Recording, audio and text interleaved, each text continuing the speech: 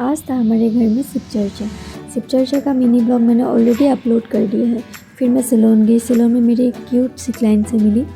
फिर मैं अपने स्किन केयर किया। फिर मैंने नाश्ता सैलून में ही किया। फिर मैं दोपहर में सबके साथ खाना खाई।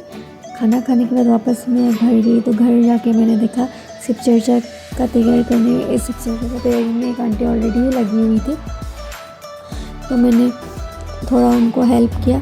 उसके बाद मैं वापस से चली गई पूजा के लिए प्रसाद बनाने। तो वहाँ पूजा में आए हुए लोगों के लिए मैंने बनाया था बिना लहसुन प्याज का चना का सब्जी, उसके बाद पूरी और एक टमाटर का चटनी।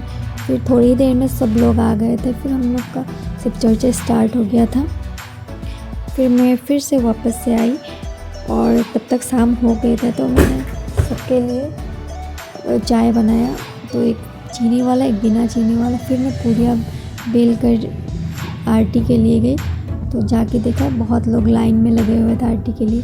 तो मैं भी रुक गई, तो सब बड़े लोग आरती कर रहे थे, तो मैं रुकी हुई थी। उसके बाद मैंने भी आरती किया और मेरी मम्मी बुला रही है मुझे आरती करने। मैंने बोला आ गई। उसके बाद ये मेरी बुआ आरती कर रही थी। फिर मेरा टर्न आया तो मैंने भी आरती कर लिया।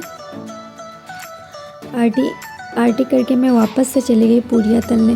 शाम हो गया था, तो सबको अपने अपने घर जाना था, तो बिना खाए तो मैं किसी को जाने नहीं दूँगी, तो इसीलिए मैं आ गई थी। और सबको खिला के इतना ही बिज़ी हो गई थी, मैं क्लिप लेने भूल गई। फिर मैंने अपने सारे बच्चों को आरती को खिलाया, फिर मेरे मम्मी को खिलाया, फिर मेरी भाभी को खिलाया। फिर वापस से सैलून आई। मैं सैलून बंद करना भी भूल गई थी। फिर मैं बहुत थक गई थी और मुझे बहुत गर्मी लग रही थी, तो मैं फिर से छत में गई। छत में मैं थोड़ा सा रिलैक्स की, उसके बाद फिर मैं सो गई।